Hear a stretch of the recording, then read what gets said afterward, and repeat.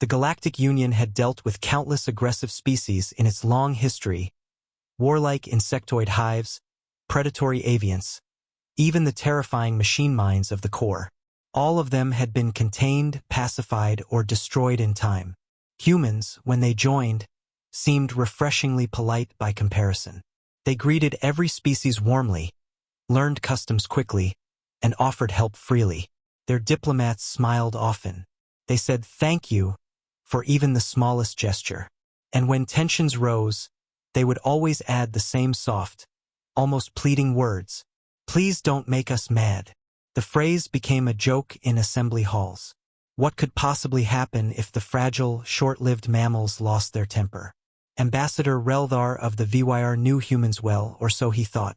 He had traded with them for decades, attended banquets on their orbital stations, and even vacationed on Earth's lush blue beaches. But all of that changed the day the Dravik Empire attacked. The Dravik were not subtle. Their fleets descended on the border colony of Armin III without warning, burning cities to ash from orbit.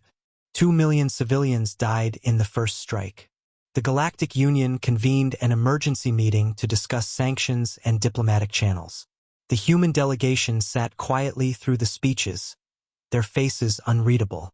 When it was their turn to speak, Captain Elise Ward simply said, "We asked you not to make us mad."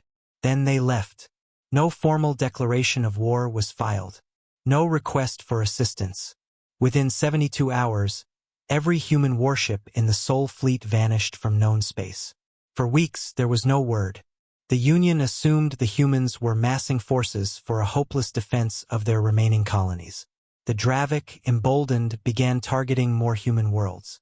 Then the reports started. Entire Dravik fleets gone. Not defeated in open battle, but simply missing. Patrol ships found drifting in silence, crews nowhere to be found. Planetary defense grids overwritten and turned against their own cities.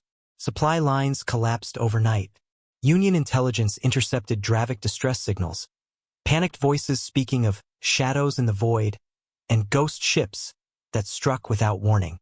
Ambassador Relthar was in orbit above VYR Prime when a human vessel finally appeared in Union space again.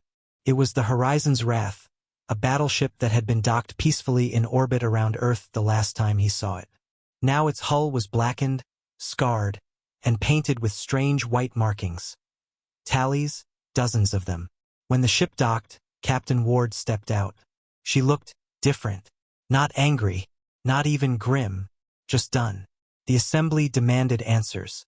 Ward stood at the podium and began with a quiet, steady voice. The Dravik are no longer a problem. What do you mean? One delegate asked. They have no fleets left, no armies, no homeworld. She paused, her gaze sweeping the room. They made us mad. You shouldn't have let that happen. Later, Relthar cornered her in a corridor. You didn't just destroy their military, he said.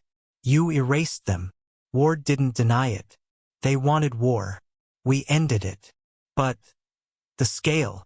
She stopped walking, fixing him with a look that made his frills flatten. We try to be kind. We try to be patient.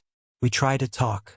But when someone decides they want the worst of us, her voice lowered. They get it.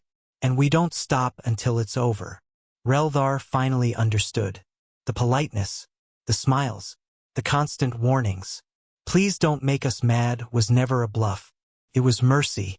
From then on, the phrase changed meaning in the Union. When a human said it, no one laughed. Because the galaxy had learned too late that they meant every word.